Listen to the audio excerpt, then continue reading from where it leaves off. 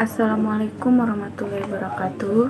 Saya Megawati, NIM 1182114. Di sini saya akan menjelaskan materi mata kuliah, yaitu studi kelayakan bisnis dari pertemuan pertama sampai pertemuan terakhir. Untuk pertemuan pertama yaitu pengantar mata kuliah. Untuk pertemuan kedua yaitu materinya depresiasi. Depresiasi adalah proses akuntansi dalam mengalokasikan biaya aktiva berwujud untuk menjadi beban dengan cara yang sistematis dan rasional. Kemudian metode untuk menghitung depresiasi ini ialah yang pertama metode garis lurus atau disebut dengan straight line method, merupakan metode paling sederhana. Kemudian metode unit produksi. Metode ini dipakai dalam penentuan depresiasi jika pemakaian alat sangat bervariasi dari tahun ke tahun. Kemudian metode saldo menurun berganda. Metode ini diakuinya nilai sisa dan menghasilkan jumlah depresiasi yang lebih besar. Kemudian yang terakhir metode jumlah angka. Dengan metode ini, tahun-tahun yang menjadi umur manfaat aktiva ditandai dengan angka tahun 1, 2, 3, dan seterusnya. Kemudian pertemuan ketiga yaitu nilai waktu dan uang, atau disebut juga dengan time value of money. Time value of money ini adalah konsep finansial penting yang menyatakan bahwa nilai yang sekarang lebih berharga daripada besar uang yang sama di waktu mendatang karena potensi pendapatan uang tersebut. 6 rumus utama time value of money yaitu nilai yang akan datang atau future value. Kemudian nilai yang sekarang present value. Kemudian nilai yang akan datang dari anuitas. Kemudian nilai yang sekarang dari anuitas. Kemudian anuitas angsuran utang dan anuitas cadangan penggantian. Selanjutnya pertemuan keempat yaitu aspek pemasaran. Peramalan permintaan. Peramalan itu ialah seni dan ilmu untuk memprediksi kejadian di masa datang. Jenis-jenis peramalan itu ada 3 yaitu peramalan ekonomi, peramalan teknologi, dan peramalan permintaan.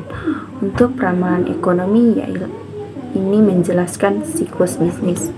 Sedangkan peramalan teknologi untuk memprediksi tingkat kemajuan teknologi. Dan untuk untuk peramalan permintaan yaitu untuk memprediksi penjualan produk yang ada. Kemudian 7 langkah peramalan yaitu yang pertama menetapkan tujuan peramalan, yang kedua memilih unsur apa yang akan diramal, yang ketiga menentukan horizon waktu yang akan diramal, yang keempat memilih tipe model peramalan, yang kelima mengumpulkan data, yang keenam membuat peramalan, dan yang terakhir memvalidasi dan menerapkan hasil peramalan. Beberapa pendekatan peramalan yaitu terbagi menjadi 2. Yang pertama metode kualitatif, yang kedua metode kuantitatif. Kemudian pertemuan kelima yaitu marketing mix atau bauran pemasaran. Marketing mix ini adalah strategi yang digunakan untuk memenangkan persaingan yang terjadi di dalam pasar atau yang bisa juga sebagai strategi memasarkan produk. Marketing mix ini terdiri dari 4. Yang pertama ada product, price, place, dan promotion. Kemudian pertemuan ke-6 aspek produksi dan operasi. Produksi yaitu untuk membuat produk atau jasa. Manajemen produksi operasi yang pertama itu input, kemudian transformasi dan output.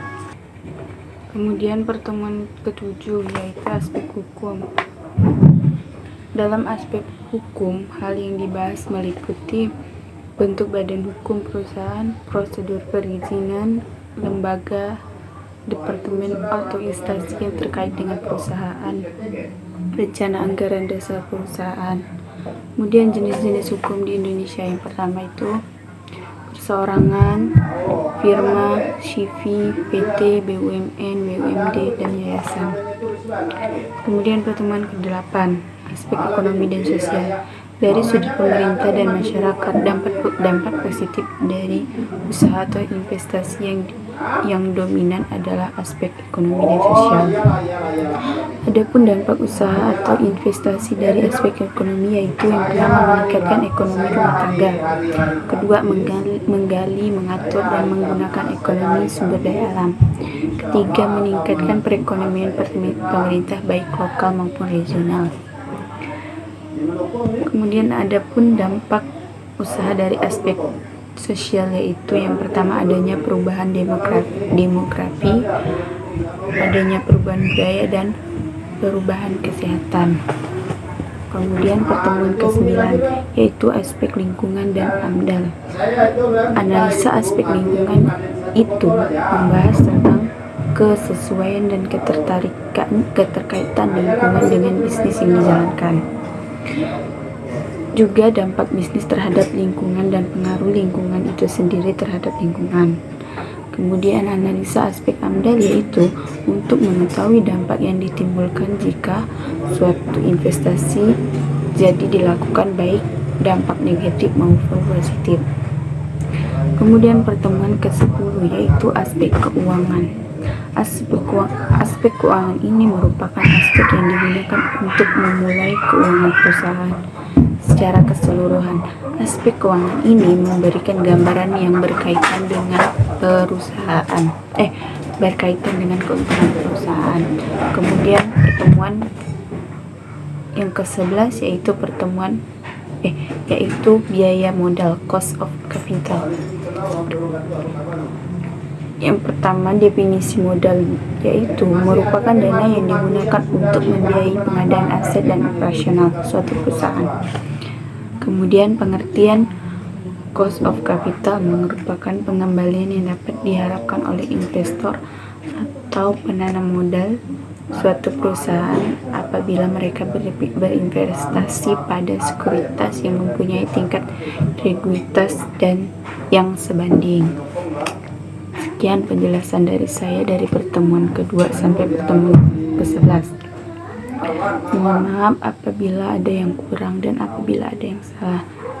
Wassalamualaikum warahmatullahi wabarakatuh.